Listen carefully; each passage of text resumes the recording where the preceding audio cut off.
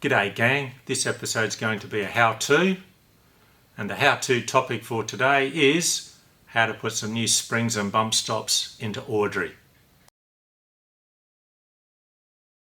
Hello and welcome to Audrey the ICONN Adventures. I'm Connie. And I'm Daryl. And this is Audrey the ICONN. Here we are, left side of Audrey. There's the door, the beautiful outdoors. Anyway, this is looking at the left-hand side suspension. You can see that we've got EFS shocks in there. We did that within about 9 or 10 months of ownership as the black shocks that came with Audrey. And I'm going to be very polite here. They're just a 100% piece of crap. They're good for the scrap metal bin and nothing else. They don't deserve to be on a camper trailer of any brand, shape or form. Anyway, that aside, we're still on the standard springs and bump stops. We do have a new handbrake cable because that managed to snap for me in March of 2024. The new modification that I did for the install hasn't let us down yet. And the handbrake actually now works to a degree, whereas prior to that, it just was there to look pretty and to tick a box to say it had a handbrake. It didn't actually work. Anyway, there's a separate video up on the Audrey the ICONN Adventures YouTube channel that talks about how I modified the handbrake cable assembly. What we're doing here is replacing the spring and bump stops. I've gone to Cruisemaster, bought some new springs, bought the red bump stops and putting them in. As an upfront, I've already done the right hand side so I can learn what it took to do it. Doing the spring and bump stops is actually quite an easy job. I dare say that anyone that can use a jack, place jack stands and then some spanners should be fairly capable of doing what I'm about to show you here. Anyway, let's get into it. I'm going to show you an uninstalled spring and bump stops, and I'm going to show you a removed spring and bump stops. Share a couple of basic dimensions of them so you get a bit of an idea as to what happens. I did take a measurement of how high Audrey was off the ground. You may see just here I've got a bit of tape with a line on it. I took that measurement when I started all of this work, and when I finish I'll take that measurement again, and just to share what the differences are, and that'll give you an idea of just how much difference these Cruisemaster springs made by King Springs on the Gold Coast here in Australia, just how much difference it makes to the ride height. Anyway, let's go have a look at them. Here we are on my temporary workbench, being the tray of Rocky, our Super Duty. Anyway, new spring still wrapped in plastic. You can see the part number there. There's the old spring and a couple of the bump stops. Now, the bump stops, it's hard to see. The centre of this one, the hole, I had to make that about 4 millimeters deeper than it was to get it to sit onto the locating lug or spud or whatever you want to call it on the chassis, being the upper one. As it, when it went on, it still had about 4 or 5 mils clearance to this surface, and that would be bad because the spring would come up and it will literally just tear the centre out of that. So I machined the centre of that out because I got the tools to do so. You could use a die grinder or something similar if you needed to do that. I'm not saying you have to do that. That's just what happened with Audrey. I know plenty of other people have done this suspension upgrade, and whether they had any issue like that, I don't know. Anyway, let's just compare these springs a little bit more, shall we? I don't know if this is going to show it properly. You've got to appreciate I'm only looking at a very small screen as I record this. This spring, after 3.5 years of use, about 38,000 kilometres, has developed a nice curve to it. so no longer straight. And the grand total in height, I'll just get that while we're here, is,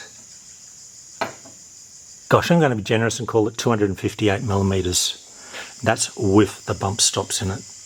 Okay, let's just have a look at our new Cruisemaster spring, even though I've not unwrapped it. Let's get, there we go, there's the flat to the flat. And it's, if anything, maybe 277 millimeters. So already free length quite a bit higher. My understanding is the springs that came in Audrey are still around the 11 to 1200-ish pounds per inch. All right, and going by the wire diameter, that wouldn't surprise me. Anyway, that's not the only way to tell without putting it in a proper spring testing machine, which I don't have access to today, or most days. I can't specifically say exactly what rating the spring was. These lovely yellow ones though, they're a variable rate, and when you look at them, you can see towards the bottom that the coils there are thicker than the coils at the top, and they are rated from a 1250 through to 1400 pound per inch spring.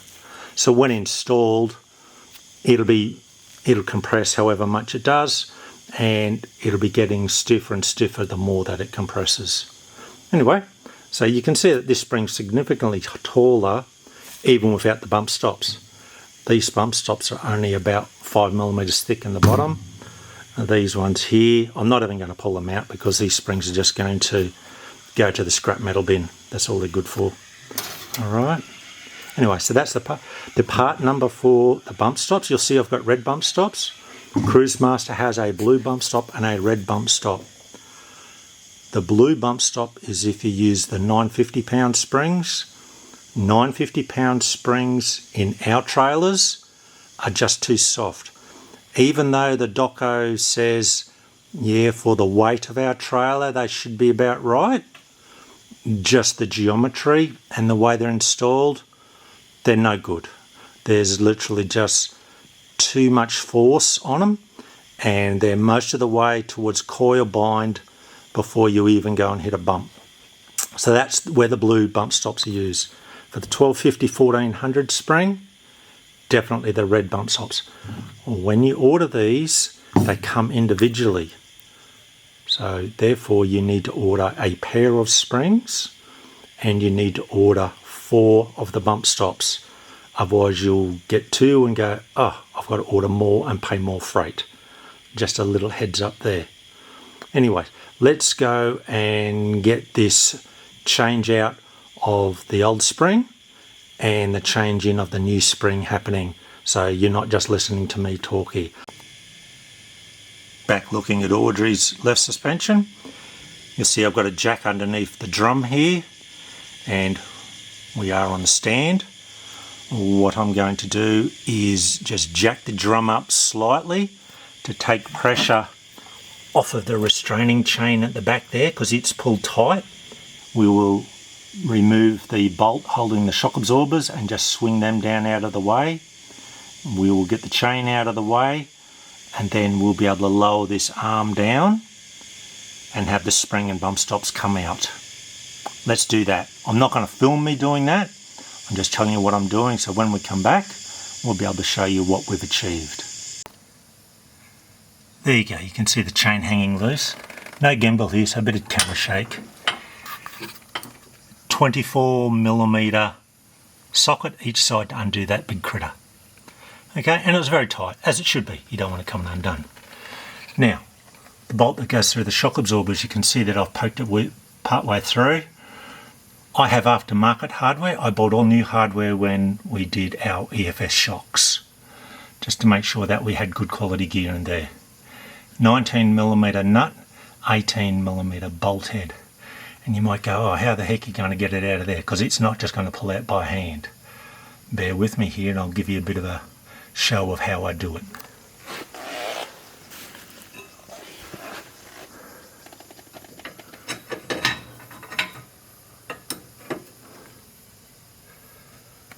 I've got a small crowbar here. A bit hard to see because it's black in a black environment. Anyway, I've got it so it goes down behind the bolt head, and I just use like a 1.5 pound soft mallet to hit on the crowbar, and it literally just taps the bolt the whole way out. And then the shock absorbers, I use the same crowbar just to lever them back down out of the mounting points here, and then they'll be down out of the way. And that's going to leave us ready to be able to lower the arm with the jack that we've got under the brake drum here. Let's get in and do that. I'll catch you up when that's done. There we go, spring and bump stops in. I've jacked up a bit underneath the brake drum again. That's holding the spring in there just gentle. A little bit more firm than I thought. That's all right. That's lifted up so that the shock absorbers can go in. Now, when I did the shock absorbers that nearly 3 years ago, brand new 10.9 graded bolts. They're an M12 by 150, a washer each end, and a nylock nut.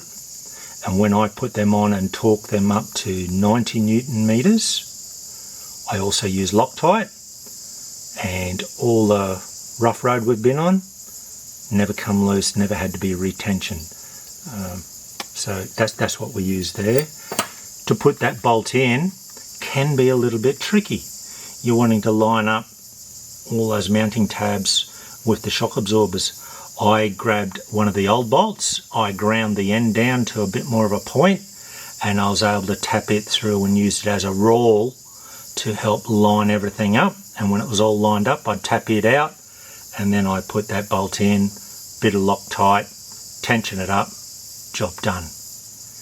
And for the chain at the back, same there, put some Loctite on that, just do it up tight, there's no set tension, it's literally a restraining chain. It's just flopping around in the breeze for most of its life. The only time it comes into effect is if you manage to damn near get the wheel of your trailer off the ground, and hopefully the only time that happens to you is when you put a jack underneath. I'm laying down behind the left side wheel of Audrey here, and you can see that we've got the shock absorbers bolted back in. You can see that the chain is reattached to the swing arm, and you can see our lovely yellow spring and red bump stops there. Everything's all done up nice and tight, ready to go for the next outing.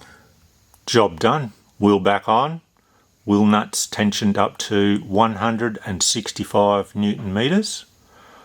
I personally leave the wheel cap off for about the first 50 to 100 kilometers. Then I do another tension of the wheel nuts to make sure they're spot on. Then I put the wheel cap back on. I mentioned earlier that I took a measurement from my piece of tape and line at the top here down to the ground. When we started, 904 millimeters was that measurement. These new springs being a bit stiffer and a bit longer, I've just done the measurement again and it's come in at about 914. So we picked up about 10 millimeters of ride height. Thought it may have been going to be a bit more. Anyway, 10 millimeters is good. That means we can still fit in through the garage door and everything here without any issues. It was about the same sort of height pickup on the driver's side, if not just a fraction more. There you go, the job's done. It's a fairly simple process. Just take your time, don't rush, and it should work out well for you. If there's anything that you're not quite clear about, hey, pop it in the comments below. I'll get back to you and help you any way that I can. Thanks for watching and happy travels.